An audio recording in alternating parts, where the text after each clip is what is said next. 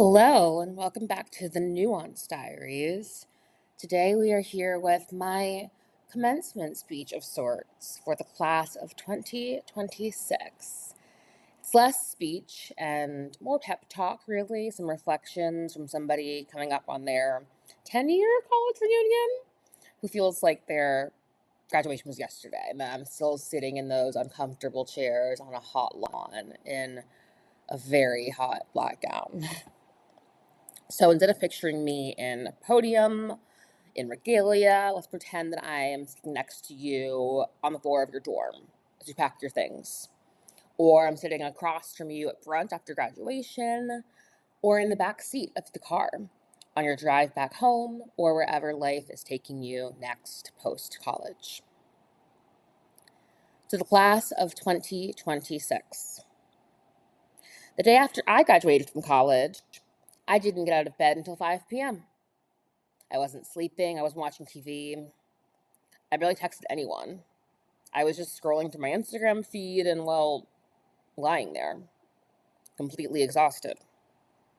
The only reason I got up at all was to get dinner at a pizza place that no longer exists with a friend I stopped talking to a few years later. It would probably shock my 22-year-old self to read those words about losing touch with a friend, not pizza place closing. As a native New Yorker, I'm all too familiar with favorite restaurants and coffee shops and bookstores closing down. My favorite Barnes & Noble on 86 and Lex, now a Target.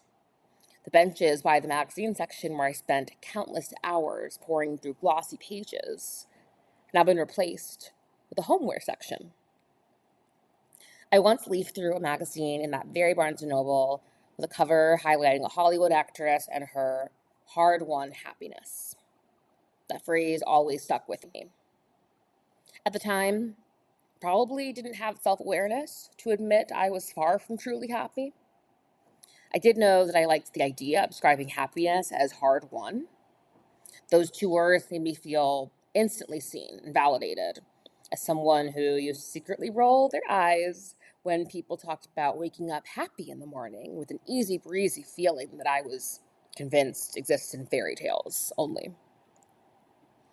Summer after graduation, I moved to Portland for an acting program, hated it, came back to New York with no idea what I was going to do next, and I eventually landed a role in an incredible new play at La Mama after originally inquiring about being the stage manager's assistant. It was an amazing experience. I was featured in the New York Times. Everything was going according to plan. But it turns out I didn't love the life of a working actor, much as I thought I would. I started working as a temp receptionist at many, many Manhattan offices and ended up writing a play at my desk. I wouldn't realize I wanted to be a playwright for a few more years, though. I spent too much money doing things I didn't enjoy with people I didn't have a lot in common with, trying to keep up with the New York scene. I look back and I really don't like what those friends brought out in me. But if you'd asked me at the time, I would have told you that I had a great community. I constantly hustled for my self-worth and was so busy trying to prove myself to everyone that I could barely enjoy success when it came. I co-directed the same play that I starred in as a fourth grader at my elementary school, Charlotte's Web, and found more joy working with kids than I had in years. Even though I knew I wasn't meant to be a teacher long term, those kids, when I wrote this, they would be heading to high school. Now they're like firmly in high school. And that's impossible to me because they were 9 and learning to spell just yesterday. I'm 31 now, and I feel like I'm still learning how to spell.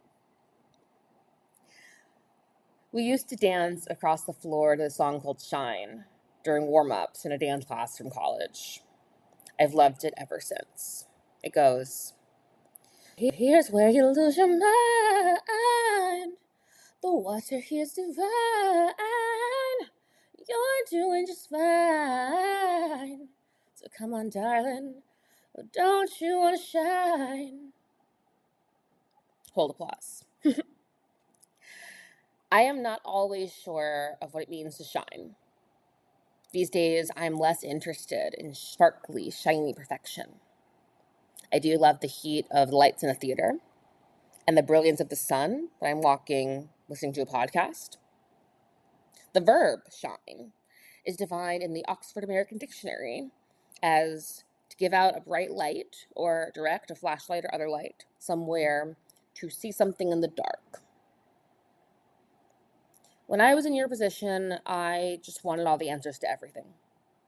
I was longing for someone farther along than me to pull me out of the darkness and guide me through the murkiness of adulthood straight into the light. I wanted to shine, and I wanted someone to tell me exactly how to do so. I was adamantly convinced that someone could give me all the answers. Took me almost an entire decade of searching, but I now finally know that no one has those answers I once craved. No one knows everything. Most importantly, no one knows more about you than you. I repeat, no one knows everything, and no one knows more about you than you. So while I certainly can't give you any answers, what I will tell you is this. I still fall into the trap of thinking everyone is doing better than me. I literally sometimes walk down the street and make up stories about how complete strangers are happier than I am. And then I often wonder what strangers might think about me as they pass me by, catch my gaze. Do they make up stories about why I'm happier than they are? Do they assume I'm sad because they're sad? I wonder what version of me exists in their heads. I think about the version of me that exists in my head, how I somehow know myself best and still often assume the worst. I often contemplate how we can tell truer stories about ourselves, or at least re-examine the ones that we're telling. Who do you say you are? Who do you think you are? Who are you really? I'm the lady waving at kids on the bus and petting dogs in the elevator. I'm the girl curled up in bed watching a bad TV show I can't get enough of. It's somehow the only thing that turns my brain off these days. I'm the girl who almost watched 10 seasons of Grey's Anatomy in like a week in college. And I skipped all of my classes. I was so depressed I couldn't get out of bed. I'm the girl who has a hard time relaxing and has convinced herself that all of her worth in this world is tied to what she can do for other people. I'm the girl who's trying to unlearn that. I am convinced that tacos can solve anything and you can't be upset while watching Legally Blonde. I am convinced that I can do anything with enough coffee. I am convinced there are greater things ahead of me than behind me. There are greater things ahead of me than behind me. I am convinced there are greater things ahead of you than behind you. There are greater things ahead of you than behind you. I hope you know I'm rooting for you, even when you're feeling lost or you think you've ruined everything. I am especially on your side when it seems like everyone has it figured out except for you. P.S. They don't, I promise. Whether you're sad, anxious, excited, hopeful, or something in between as you enter the quote-unquote real world post-graduation, I have a feeling it's all going to turn out quite differently than you can plan or expect. You never know what's coming in the next chapter, even when you're convinced that you do.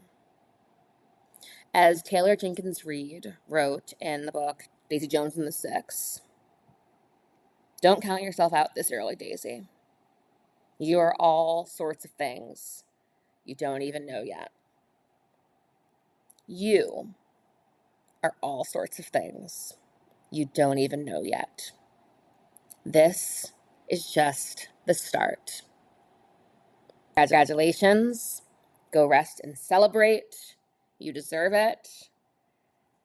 If you want to read or listen to more pieces like these, you can check them out at the nuancediaries.substack.com and check my book, The Start of It All. or chat sometime one-on-one. I'm always here for a session if you just need some, like, what's going on in adulthoodness. I am here for you. I am rooting for you. Congratulations. Bye.